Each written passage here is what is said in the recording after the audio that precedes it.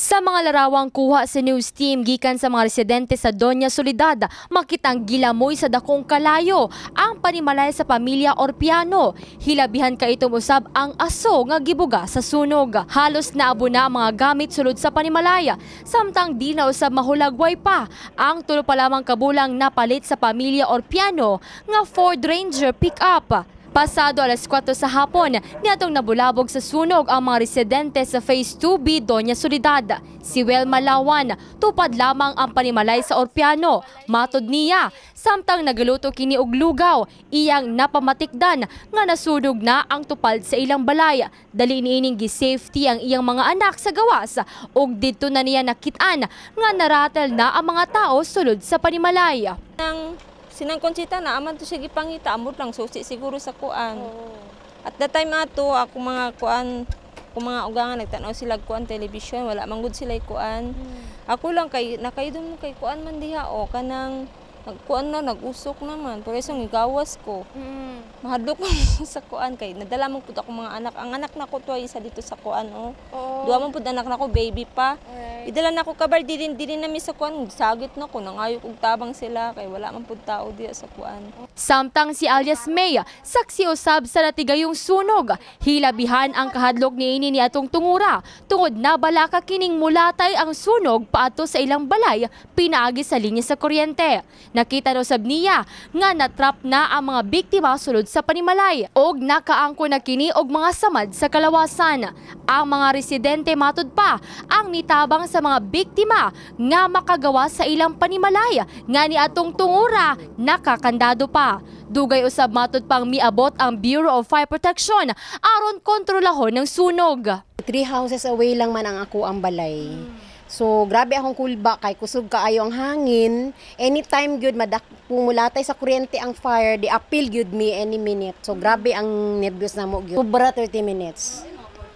Dugay gyud siya maski pa sa utility panawag daw kay basta daghan na may gitawagan ako sa kabuang-buang nako 117 akong gitawagan. Pag ingon niya 160 ma'am, ko fire station dalian ninyo kay nasusunog ang bahay.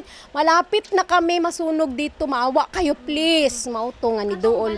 Ma'am, asa ba ang katong mga tao dito sa sulod? Asa sila that time? Naa sila sa sulod sa balay actually na trap sila kay ang susi sa gate hindi makita na matanda sa katarantar niya. Kay isip daw niya iyang duha ka apo. Dili na niya mapangita kay nagakusog na ang kalayo so ang iyang mga apo na lang iyang isay bala na lang ang susi so may na lang kay na mga kagawad nga ni tabang gipasaka sila sa gate niya gipaambak tapos lagi nasamaran sila gipaambak na lang. Pag-abot nila dito, perti na yung sunuga, dili na gyud nila maano, dili na gyud nila dili na gyud oo, at least na lang pag-abot nila, dili na mo maabot sa ibang mga balay, mas stop na lang tuwan to dira, pero di na gyud nila ma-save ang balay ug ang sasakyan kana. Kabi na gyud ang buto-buto explode gyud. Sa pakighinabi sa news team sa labaw sa Bureau of Fire Protection, ilang gibutyag nga alas 5 impunto nila nadawat ang report nga dunay sunog sa maong lugar. Pag-abot matud pa sa mga personahe sa BFP, ana-ana sa advanced stage ang sunog. Tulo ang biktima nga silang Concepcion Orpiano, 59 anyos, Kenrick James Orpiano, 2 anyos, og Jazz Orpiano nga nakaangkon kuno og nagkadayang samad sa kalawasan. Alas 5:45 ang gideklara nga fire out ang sunog. Basta tinawagan kami, alas 5 impunto ang record namin sa blatter.